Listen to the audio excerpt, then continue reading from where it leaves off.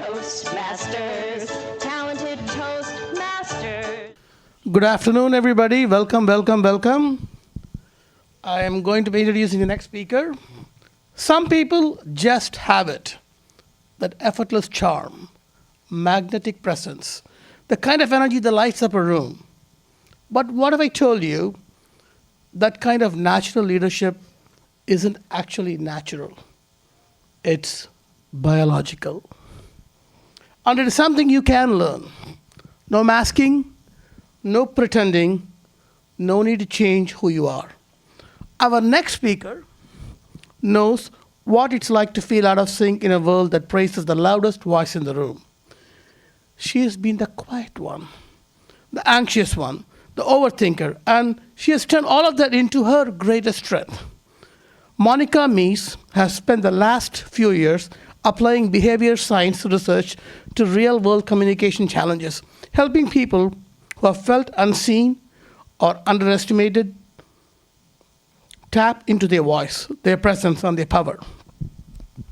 She blends evidence-based tools that lived experience as a neurodivergent communicator, offering a fresh perspective on what leadership really looks like and feels like. Today, she will show you and us how to connect deeply, speak clearly, and lead confidently without losing yourself in the process. Please welcome Meas. Thank you so much. All right, so how many of you have ever met a natural leader before? You know the type. They've got that charm, they've got that charisma, and it's like they don't even have to try. Yeah, I hate those people too. Well, at least until I became one of them. Because here's the thing about natural leaders. They're not born, they're made. Now, I was never a natural leader to begin with, right? In fact, I was probably the complete opposite. I had the social communication skills equivalent to thinking that your headphones are on, but they're not, and then the entire office just heard you jamming out to Mom, it's you and me, knows my destiny, Pokemon, oh, you're my best friend, in a world we must defend.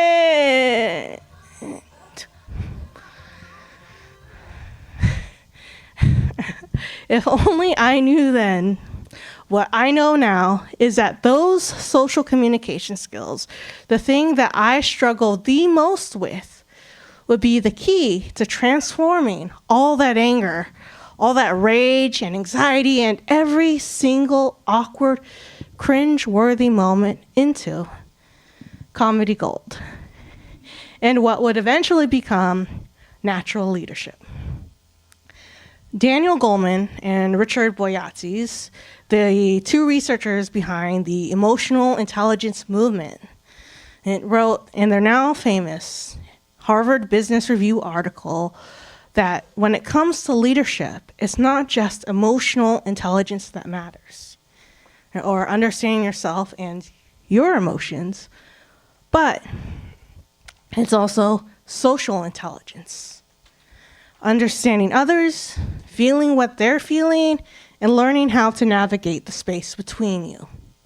Well, if emotional intelligence is like the solo act, understanding yourself and your inner world, then social intelligence is like the duet.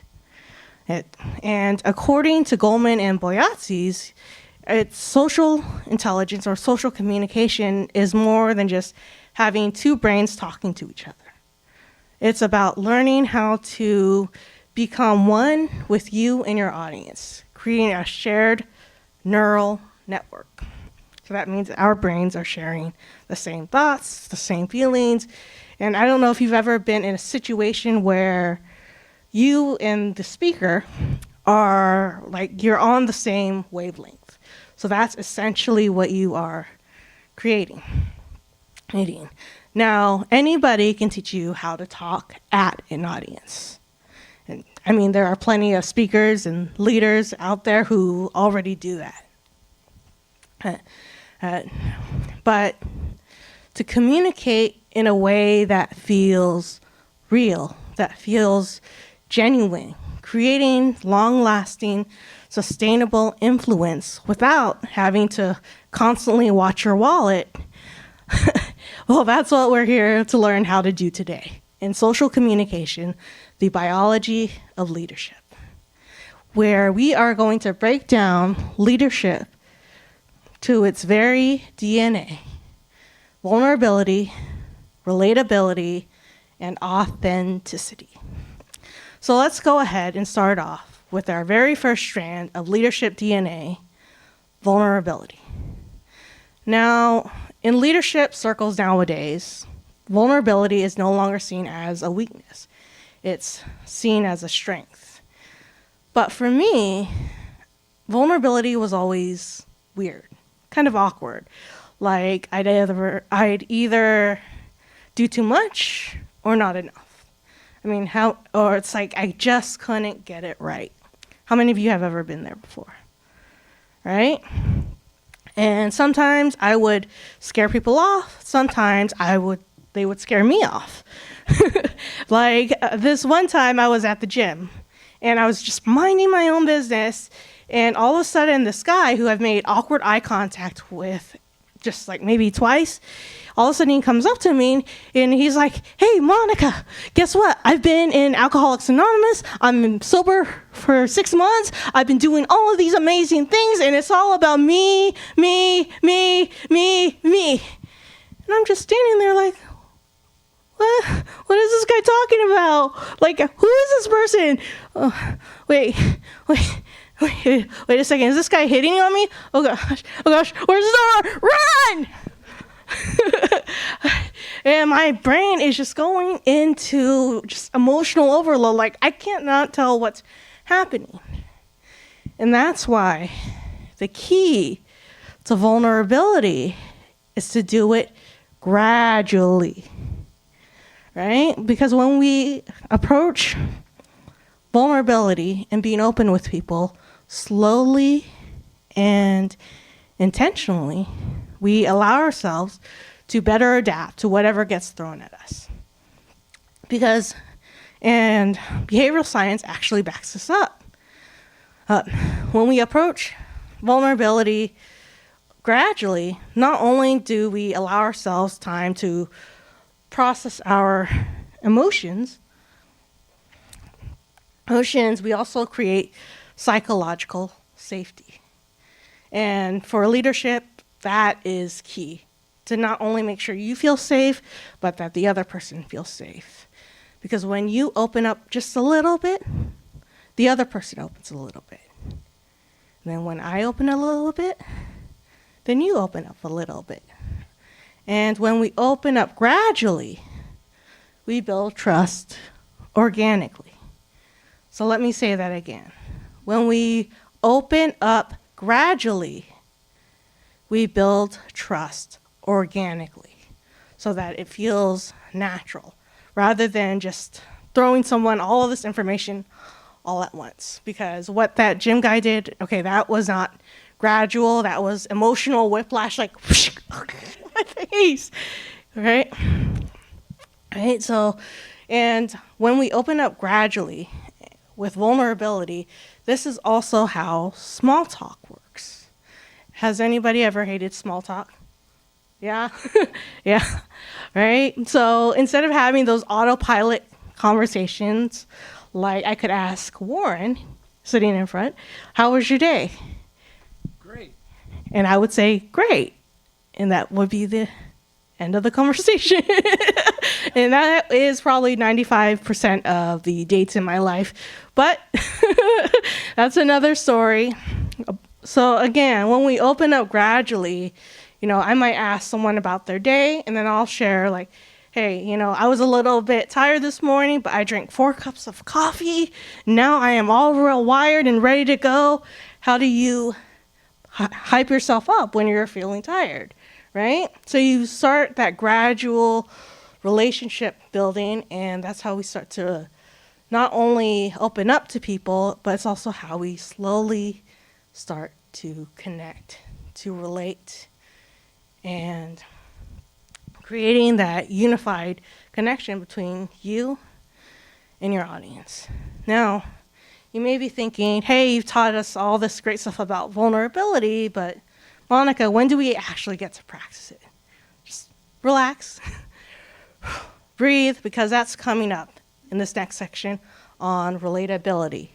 So after I teach you a little bit about how to relate to almost anyone, and then understanding a little bit about conversational flow, then you'll get to practice. Learning how to be vulnerable, learning how to relate, and learning how to connect to almost anyone using conversational flow. All right. So relatability, it's how we connect. We learn faster when we can relate to something, when something feels personally relevant to us, right?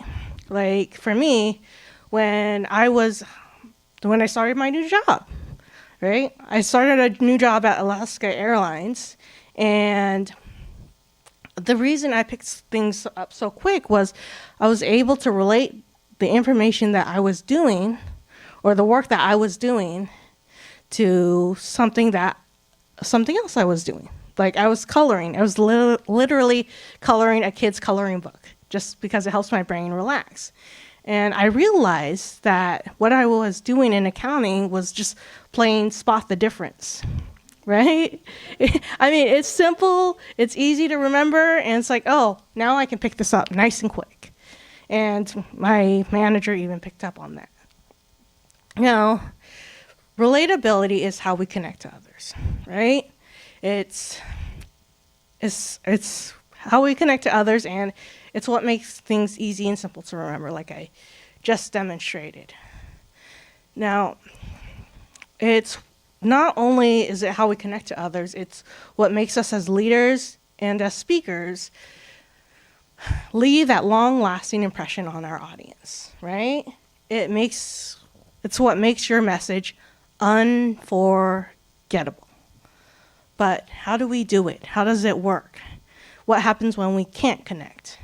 Now, I was at the Northwest Speakers Association's Last Story standing competition. And there was this speaker who did this beautiful, passionate story about dance. And she was just flowing all over the room, but nobody could connect to her story. Like, she was so focused on the dance itself that her audience just felt completely lost. Yes. Now, look, I have 2 left feet. I can't dance to save my life. I have a sister-in-law who's literally a dance teacher, and I still cannot dance. I mean, I am very, very clumsy. But so this begs the question, how do you talk to an audience about dance who may not know how to dance, who may be clumsy, or, may just struggle with dancing or movement in the first place?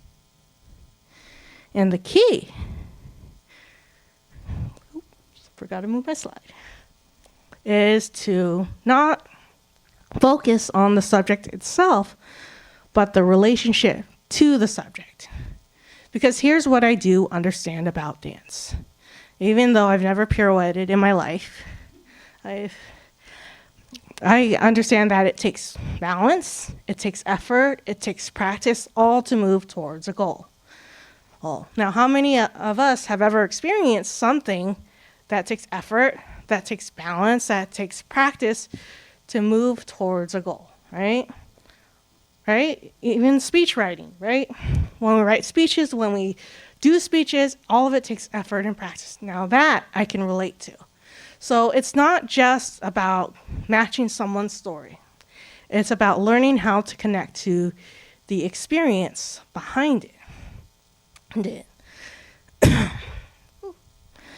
Probably need to get myself some water. But anyway, so how does this actually apply in real life? And what's the science behind it? When something, relatable information, right? It activates the existing neural networks in our brains, or pathways already tied to personal experiences. right? How many of you have ever seen like new information or like a show? You're like, oh, hey, that's just like that time when, right?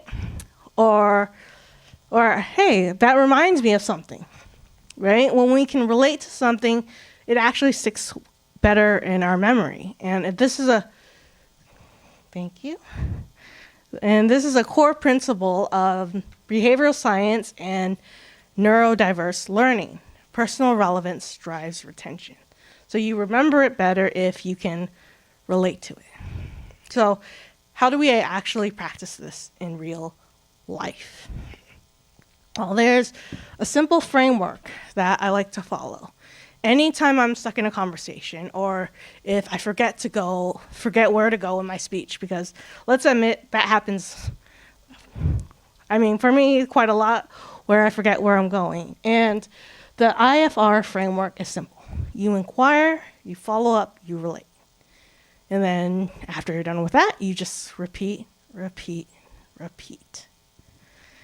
And to demonstrate how this works, and what you'll get into practicing in just a bit, I am going to need a volunteer. And if you do not volunteer, you will be voluntold. All right, Hussein, come on up.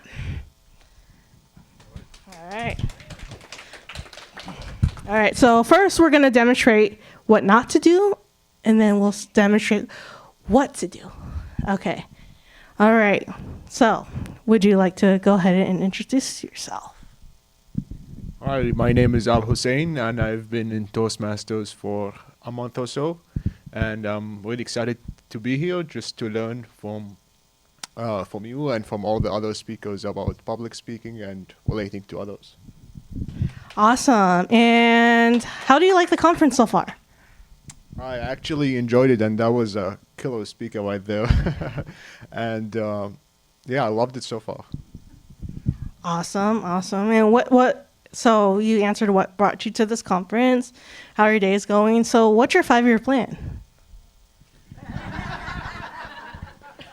My 5-year plan would be to make more content, be more present online, and to also become a public speaker, and a paid one, and hopefully a champion as well.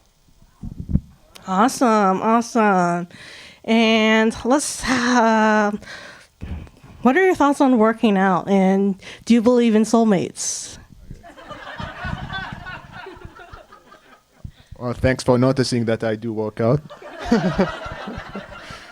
And soulmates, I do believe you can relate to anyone if you share the right stories and be in the right framework. All right, and now let's talk about taxes. So standardized or item? Oh, what was the question? So taxes, do you do standardized deduction or itemized? Taxes, okay. I have no idea what's the difference between the two, so that's why I give it to my tax specialist. All right, and this is what I call the dating edition of the IRS, right? You just start asking random questions that really don't make sense. So we're going to try this again, and we're going to apply the IFR framework. All right. So, Hussein, what do you like to do for fun? I like to go to the gym. I like to work on my skills, and I like public speaking, content creation, and anything that involves personal development. Awesome. And how did you get into working out? I mean, what motivates you to do that? It wasn't really a motivation, it was a problem. I used to be 300 pounds. Wow. And thank you. So was a lot of pain from being afraid to show up to people, being in the spotlight or coming up on stages. And I had to work on that pain to be more comfortable and more confident with people. Yeah, I mean, that's awesome. 300 pounds. I too am in the process of getting back into bodybuilding. And I used to be in great shape. And then all of a sudden, my sleep issues happened. Like I was mentioning before, I had 4 cups of coffee today, just so I could be awake to deliver this speech. And so I can definitely relate to that. Like, having that motivation to work out, to exercise. Sometimes I just have to move. Like after sitting for a while, I'm like, it's too much. I got to move. I got to get the wiggles out. Right. And then afterwards, I would just follow you up with another question. So, what's your favorite exercise to do at the gym? Well, first of all, I can't wait to see you at the gym and share my stories and be vulnerable with you right away and scare you to death. And my favorite exercise would be bench press. All right. So now that we've practiced both what not to do and what to do, which one felt better, the first round of questions or the second round? Definitely loved the second one just because she was genuine in her interest about what I like and what I don't like, and she inquired more about my experience, not thinking about just getting to the next question. Yeah, awesome. Thank you so much, and now you can have a seat. So by applying, thank you, Hussein, you did a great job. And see, by applying this framework, it makes conversations feel so much more natural. It's how we find that balance between talking and listening, which is something great, especially if you're in business, because that is one of the keys that one of my former Toastmasters and friends, they actually got talked to about their managers. It's like, sometimes you talk too much. You don't talk enough. And so it's like, how do you find that balance? And this simple framework is how you find that unique balance between talking and listening. So now I will turn the mic over to the audience.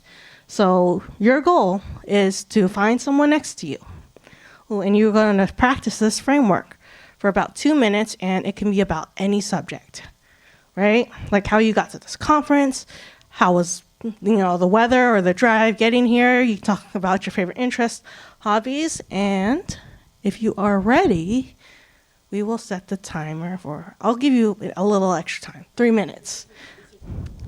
3 minutes exchange or like 2 minutes? 3 minutes total exchange. All right, find someone next to you or a couple of people, and you are going to practice. All right. How did that feel? I was watching all of your faces, your body movement, the way you were engaged with people. I'm like, oh my gosh, everybody's making friends. I'm so proud. But honestly, would anybody like to share on how that went, that engagement? Because I could see like the expressions on your faces, the way your eyes twinkled, and like that smile on your face. Would anybody like to share a little bit how that went? What I really loved talking to Shelby was I found common ground, and something that we can all relate to when we are speaking with someone is to find that base, that thing that kind of relates that you can actually build on the topic. Yeah, that was awesome. Would anyone else like to share before I step into the next section?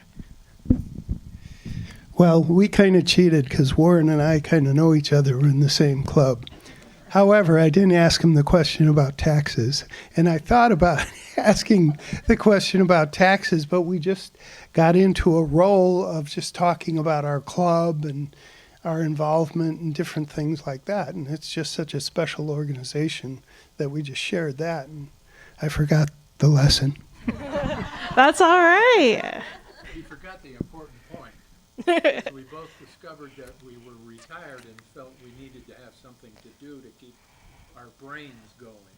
Yeah, I mean, that is so essential. I mean, I am literally trying to get my mom to be involved in Toastmasters because I know she sits at home a lot. I mean, and I know she has, some mental health problems, but I'm like, you need something to keep your brain going, to keep it moving, right? So, and also a way to build authenticity with people, right? And which is the next topic we are going to cover, authenticity. Now, in leadership circles, it's authenticity, leadership in life, authenticity is everything, right? It's the foundation of trust. Yes. Biologically, authentic leadership resonates deeply with our evolutionary instincts for social bonding and survival, right? It's what floods our brains with serotonin and dopamine, those feel-good bonding chemicals we release when we truly connect with someone on an authentic level. And yet, authenticity is probably one of the hardest things for us to do as human beings. To be nobody but yourself in a world which is doing its best night and day to make you into everybody else means to fight the hardest battle any single human being can fight. Never stop fighting. E.E. Cummings. So let me ask you all something. Now that we've experienced genuine connection, how many of you have ever felt criticized for being yourself? Yeah, I'm seeing a lot of hands go up.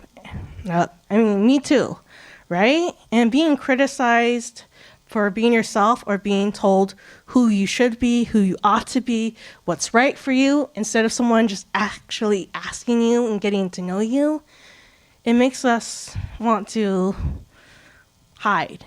It makes us want to shrivel up, to mask. For me, sometimes it would just make me want to avoid that person, right? Because why would I want to talk to someone who can't accept me for me? And when we do that, when we start, masking, shrinking, hiding, that's what psychologists call safety behaviors. When we can't act as our true selves and we have to change who we are or adapt our behaviors, that's what psychologists call safety behaviors.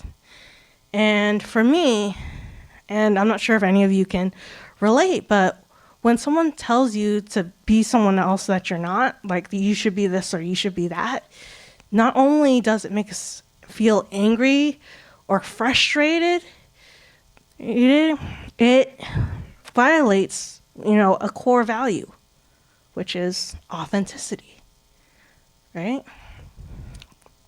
Okay? And when that core value is violated, that's when we feel that stress. When something feels off, like you don't accept me for me.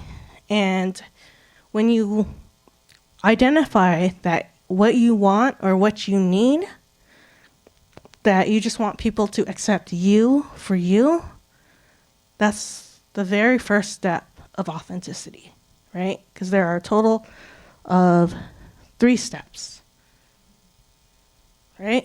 It's understanding your feelings, needs, and beliefs, learning how to communicate those, and then finally, learning how to not let other people, society, or even your own inner critic bully you into changing into something that you're not. So now that we've covered step 1, let's move to step 2, learning how to communicate your feelings, needs, and beliefs through your words and actions. Now, a while ago, I had a friend, well, I'd say he's more of an acquaintance than a friend, told me the other day or asked me a question, if I was single. And I said, yeah, I'm single. And I'm happy being single. And of course, he comes at me with, well, I think you should be with someone. And I'm like, now, I grant you, the old me would have probably agreed with him because that's what society tells me, that I should be married, I should have kids by a certain age, I should be this by a certain age, or do this or that, or I should be more like my brothers because, they're way more successful than I am. And that it didn't agree with me, right? It was going against my core value of authenticity, right? Because I'm happy being single. Like, I'm pursuing a job that I am passionate about. I mean, I love public speaking. I love getting to know people. I love helping people communicate better, right? So that they can live more fulfilling lives and live out their true potential. And of course, my friend goes like this. Well, that's not what I meant. And so that misalignment it didn't sit right with me. And I would like to reference this quote I heard from Maya Angelou, where she says, "I don't trust anyone who doesn't love themselves." And then they say, "I love you," right? And it all goes back to this African proverb where it says, "Don't trust the naked man who's offering you a shirt," right? Make sure you do what you're telling other people to do. And don't just, tell them something that you don't do yourself, right?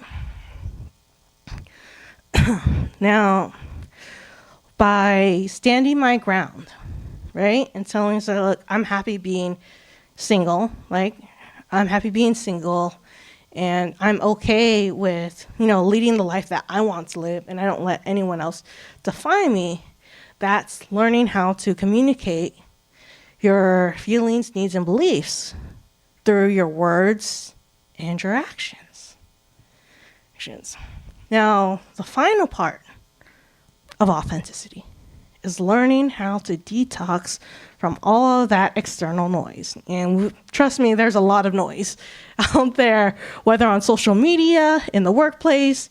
I mean, there's always other people telling you what you should do, what you should buy, or how you should live your life. But how do we stop all that? The key to stopping external validation is to learning how to internally validate ourselves. And we do that by practicing self-compassion, right?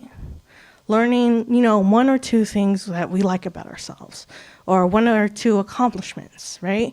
Taking pride in what we do. And hey, if you finally tackle that giant pile of dishes, hey, that's something to be proud of. Because for me, I know that thing can build up over weeks, or you have that giant pile of clothes sitting on your bed, just waiting to be put away. And when we find those little things that we start to like about ourselves, it just starts building and building and building, just like the Lego bricks, right? We're just building one thing on top of another. And that's how vulnerability works. That's how relatability works, right? You're just building things step by step by step. Now, to demonstrate how this works, I decided to invite my inner critic up to the stage, right? And I know she has been dying to do this, so, all right, little Miss Inner Critic, take it away. All right, everybody. Who is ready to hear every mouth-watering, juicy secret that Monica has? I am waiting, begging to watch her squirm on stage. All right, let's reveal secret number 1. All right, let me see. How can I make you squirm? That time you embarrassed yourself in front of the Seattle Seahawks by forgetting your speech halfway through? I mean, that's funny. That's not stage time funny. Or the time you dropped your keys in front of the entire dumpster? Still not funny enough. Ooh, how about this? You will never be as good as your brothers. They're both married, they both own their own businesses, and you'll never match up to them. Well, to that I say, I am okay with that because, look, I love my brothers and I admire them, but I don't have to copy what they're doing to learn from them, right? I'm following my own path, my own journey, and I'm making my own way to get there. And sure, I got a late start in life, but hey, better late than never, right? As I always say. All right, Monica. I'm trying to make you squirm. You are not making this easy for me at all. All right, let me see. Let me flip through the burn book. And for those of you who don't know what a burn book is, it's every mistake you've ever made. And if you've ever watched Mean Girls, this is what it's referencing. All right, so next burn. I am really going to turn up the heat with this one. Monica, your first 2 relationships, you were always the other woman. And what do you say to that? And one of them even had kids.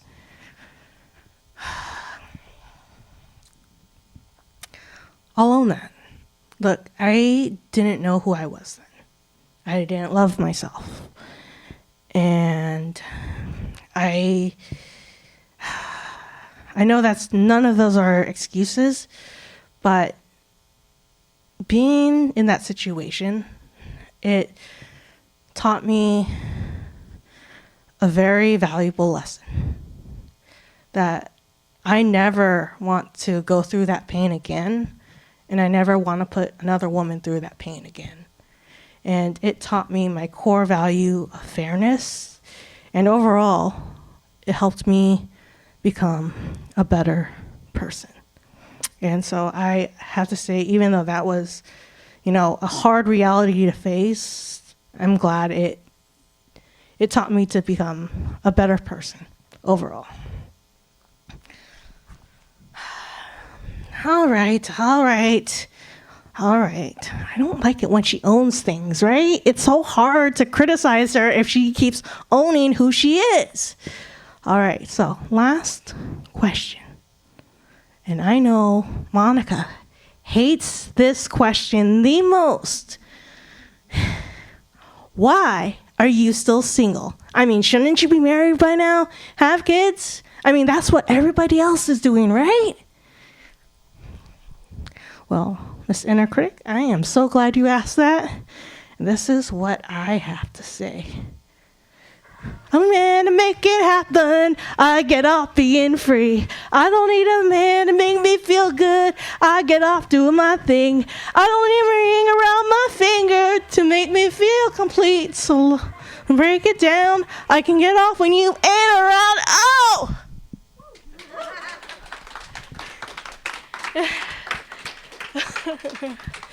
All right, so Miss Inner Critic, what do you think about that? Well, that was actually pretty hot right there. Whew.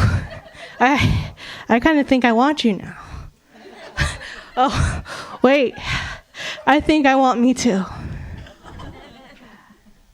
And when both you and your inner critic want you to be you, that's called being whole. That's called being able to lead yourself. And that's how leaders are made.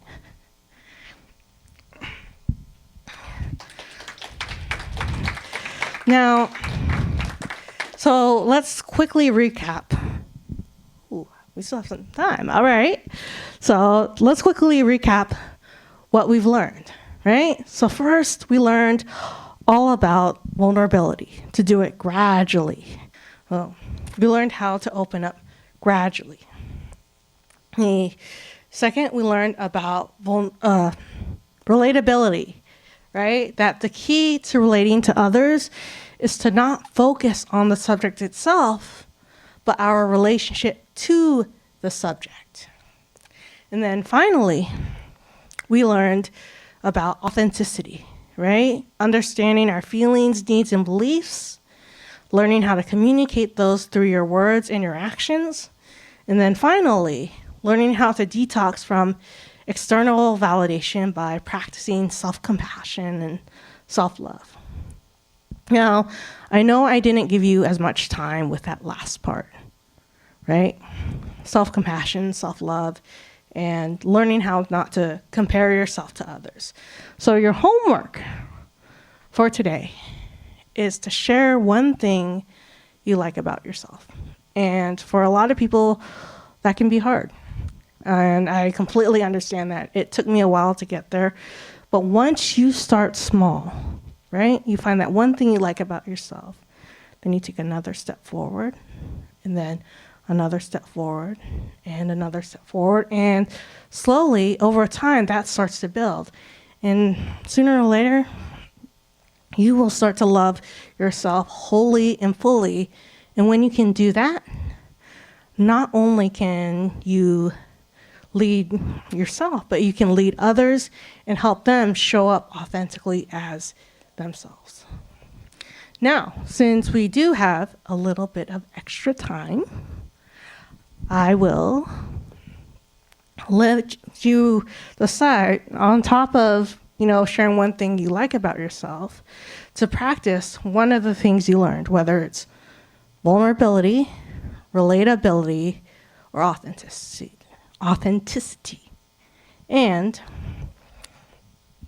And so I will give you 2 minutes for that, and then we'll start segueing to the end of the session. All right. Any questions? I have a question. Will we have time to ask you questions? Yeah. I'm Yeah. asking you now. Yeah. I have a question as far as, making this relatable to speeches. Okay. Because in those contexts, we are talking to an audience. Most of the people we probably don't even know unless we're just in one of our Toastmasters meetings. Mm-hmm. So, so we don't have a dialogue other than the nonverbal communication. Mm-hmm. How can we use these points within our speeches? Okay, that's a great question. So she was asking, how do we apply what we learned today in our speeches, right? Now, relatability is something you want to focus on, because relatability is the thread that connects ideas, that connects people, and it helps us remember better. So just throw out a random speech topic. Rejection.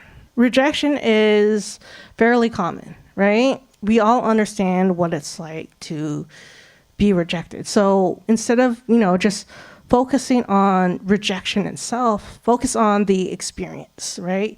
The feelings behind it. Like, how do we normally feel when we feel rejected? Yeah, so abstract information, right? Almost like technical information, kind of like these offshoot ideas, right? To a certain degree, yeah. I mean, it can incorporate our imagination too.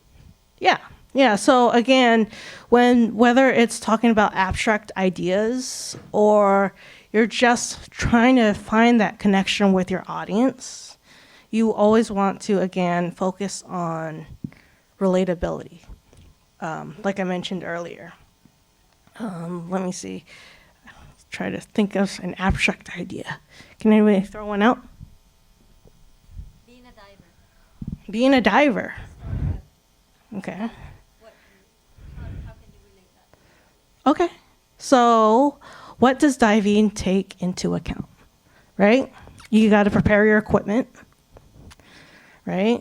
You have to make sure you have training, because you don't want to just go straight in.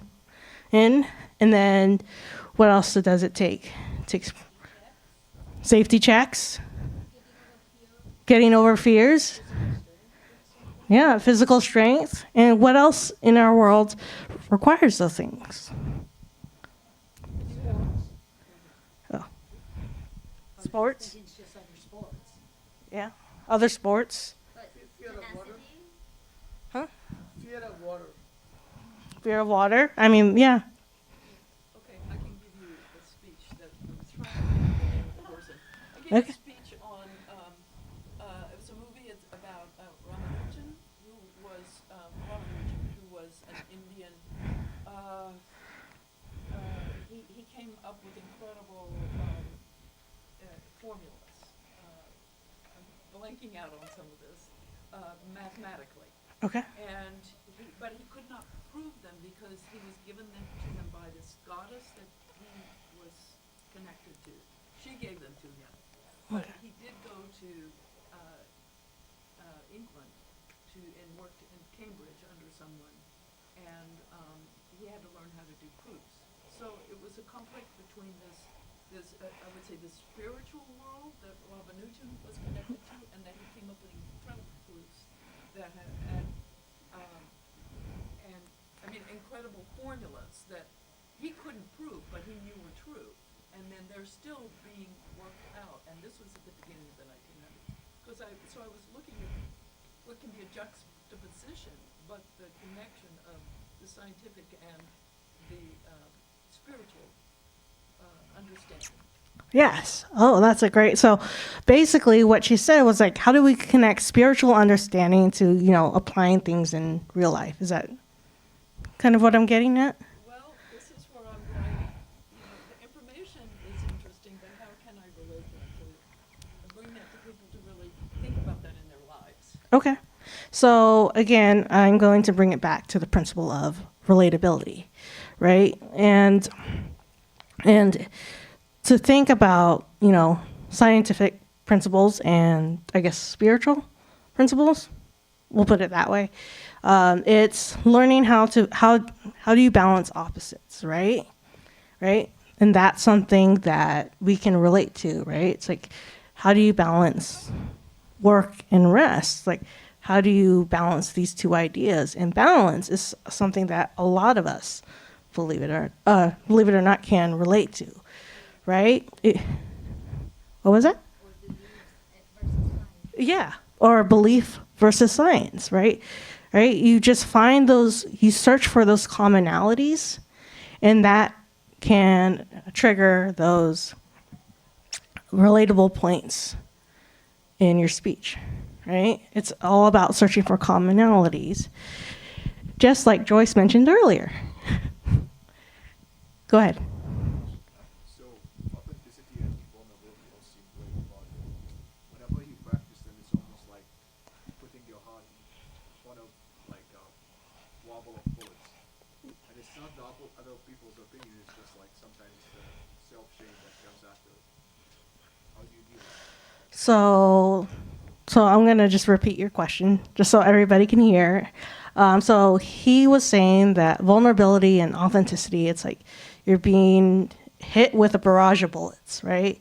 Because you don't know if someone's going to reject you or, what's going to happen next. How do we deal with that uncertainty, right? So again, it's key to approach it gradually, but to...